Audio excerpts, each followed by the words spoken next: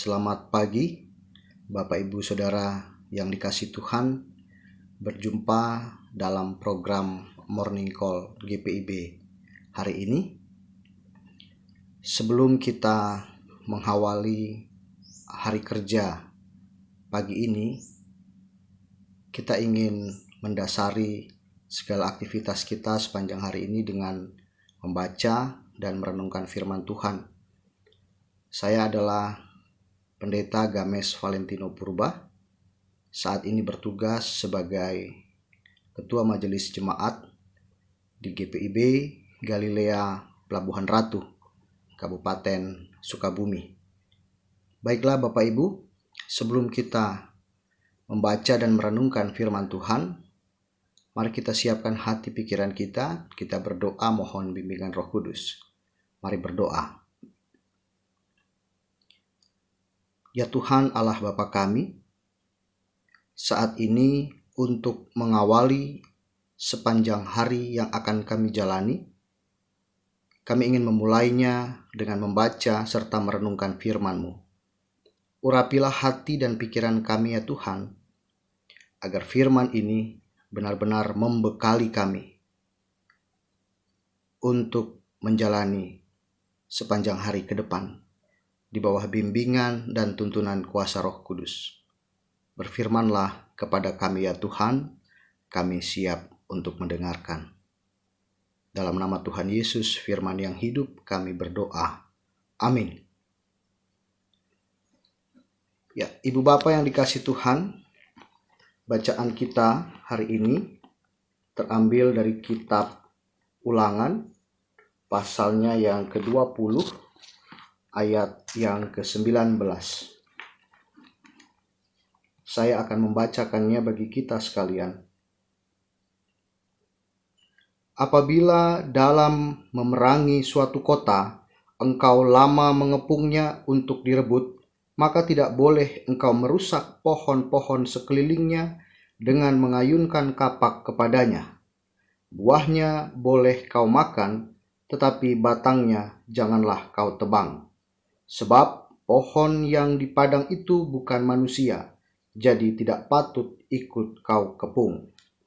Demikianlah pembacaan firman Tuhan. Terpujilah Yesus Kristus. Haleluya. Ya, Ibu Bapak, tema renungan Morning Call saat ini adalah penunjang hidup. Penunjang hidup yang pokok bagi manusia adalah makanan. Sehingga keberlangsungan hidup manusia sangat dipengaruhi oleh ketersediaan sumber-sumber bahan makanan. Makanan sebagai kebutuhan pokok hidup manusia harus tetap terjaga sepanjang kehidupan itu berlangsung.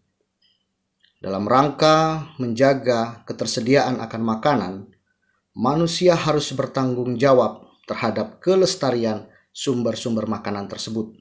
Salah satunya adalah tumbuhan. Senada dengan itu adalah juga menjaga ekosistem seluruh ciptaan.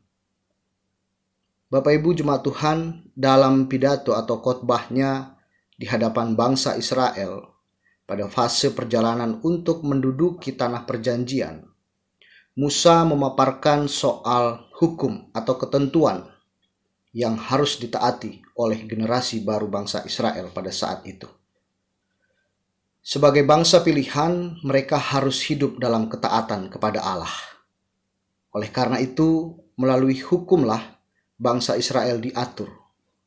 Tujuannya agar kelangsungan hidup mereka tetap terjaga sesuai dengan kehendak dan rencana Allah. Dari sini kita mengetahui bahwa sesungguhnya sebagai umat Allah, kita harus taat dan patuh pada ketentuan yang Allah buat. Allah sebagai pencipta dan pemberi kehidupan adalah yang paling tahu dengan baik, benar, dan tepat bagaimana seharusnya kehidupan atau tatanan kehidupan itu berjalan. Bila kita lihat pada cara hidup manusia yang tidak mengindahkan hukum dan ketentuan yang Tuhan atur dalam kaitannya dengan kelestarian seluruh ciptaan, mengakibatkan kerusakan lingkungan atau alam, yang pada akhirnya bukan hanya merugikan manusia itu sendiri, tetapi juga merugikan ciptaan lainnya, sehingga ekosistem terganggu dan menghambat kehidupan bersama seluruh ciptaan. Dalam khotbahnya yang memaparkan hukum perang, pada ayat 20 bacaan kita saat ini, Musa menyatakan satu hal yang merujuk pada kelestarian alam atau lingkungan, yaitu menjaga kelestarian tumbuhan atau pohon-pohon sebagai salah satu sumber makanan, yaitu buah-buahnya. Ternyata soal kelestarian alam bahkan menjadi hal penting untuk tetap dijaga sekalipun dalam kondisi peperangan. Dengan demikian, sebagaimana firman Tuhan melalui Musa yang menjadi bacaan kita saat ini, maka hal tentang menjaga kelestarian lingkungan harus menjadi perhatian serius bagi kita. Bukan lagi sekedar jargon atau slogan. Kita harus menunjukkan aksi nyata sebagai tanggung jawab iman untuk menjaga alam kita tetap lestari. Karena jika kita mampu menjaga kelestarian alam, yang akan menikmati manfaatnya bukan hanya kita generasi yang hidup hari ini, tetapi juga generasi-generasi mendatang.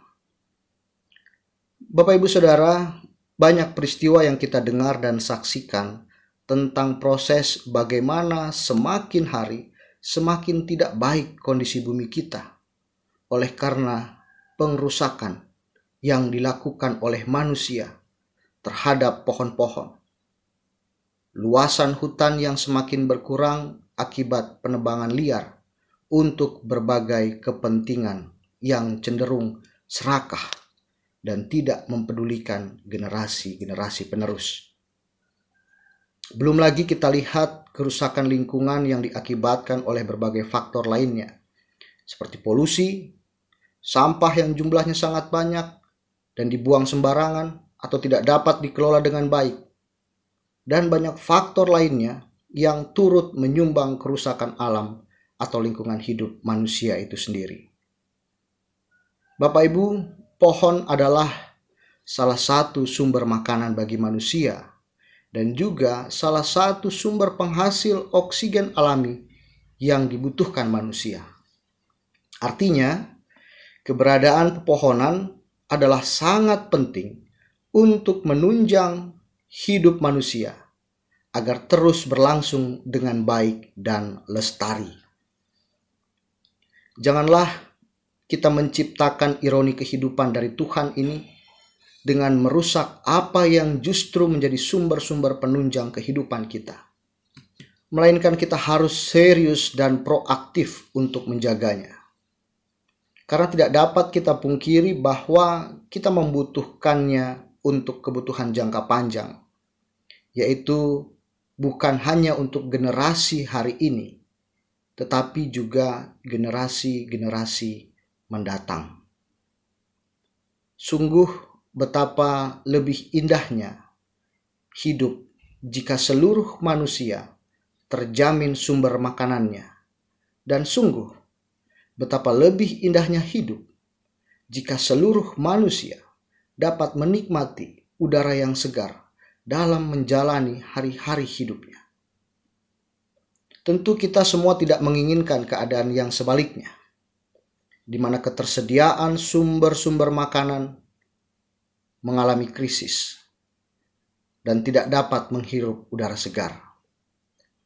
Maka dari itu, Bapak Ibu Saudara yang dikasihi Tuhan, sudah waktunya bagi kita untuk ikut ambil bagian secara aktif dalam upaya menjaga kelestarian alam ciptaan Tuhan ini. Karena banyak hal yang kita butuhkan dari dalamnya untuk menunjang kehidupan kita. Namun bukan hanya kebutuhan kita hari ini, tetapi juga kebutuhan kita di masa mendatang, bahkan kebutuhan generasi-generasi penerus kita. Sebagaimana ada sebuah ungkapan mengatakan alam atau bumi ini bukanlah warisan nenek moyang, melainkan titipan untuk anak cucu. Jika kita berorientasi bahwa alam atau bumi ini adalah warisan nenek moyang, maka ada kecenderungan manusia hanya ingin mengeksploitasinya sedemikian rupa, bahkan semena-mena, hanya untuk pemenuhan hasrat semata. Sebagaimana manusia menggunakan dan memanfaatkan warisan yang diterima untuk kebutuhan dan keinginan pribadi saja. Tetapi jika kita berorientasi bahwa alam atau bumi ini adalah titipan untuk anak cucu, maka kita akan menjaganya dengan baik agar tetap lestari sampai anak cucu dan generasi-generasi seterusnya dapat menikmati. Bapak Ibu, ingatlah bahwa Musa melarang mereka untuk menebang pohon yang menghasilkan buah itu adalah agar supaya buahnya juga dapat dinikmati secara berkesinambungan terus-menerus. Melalui bacaan firman Tuhan yang akan mengawali hidup kita sepanjang hari ini, dengan segala aktivitas pekerjaan maupun usaha, kita diingatkan untuk ikut ambil bagian secara aktif dalam upaya pelestarian alam atau lingkungan. Mengutip perkataan Musa dalam firman Tuhan bacaan kita saat ini, maka tidak boleh engkau merusak pohon-pohon sekelilingnya dengan mengayunkan kapak kepadanya. Buahnya boleh kau makan, tetapi batangnya jangan kau tebang. Berdasarkan penggalan ayat ini, saya ingin menyampaikan, juga mengajak kepada kita sekalian, silakan menikmati buahnya dan apapun juga yang Allah telah berikan dan sediakan dari alam ini secukupnya, karena memang kita membutuhkannya untuk menunjang hidup. Tetapi ingatlah bahwa generasi setelah kita juga membutuhkannya. Amin. Mari kita berdoa. Bapa Sorgawi, sepanjang hari ini kami akan melakukan berbagai aktivitas, pekerjaan maupun usaha. Tolong kami Tuhan untuk menjalani hari ini dengan baik dan benar. Dan bimbinglah kami oleh kuasa Roh Kudus, agar sepanjang hari ini, apapun yang kami kerjakan, kami pikirkan, kami perkatakan, itu seturut dengan kehendak Tuhan. Sehingga melalui kehidupan kami ini, kami dapat menjadi saluran berkat, saluran kebaikan bagi banyak orang di sekitar kami. Kuatkan hati kami, jiwa kami, untuk memberlakukan firman-Mu ini, bahkan untuk kehidupan kami seterusnya. Kami serahkan seluruh keluarga kami, anak-anak, orang tua, dan siapapun yang kami kasihi yang berada di sekitar kami, maupun kerabat, teman sekerja, dan lain sebagainya, ke dalam tangan kasih Tuhan.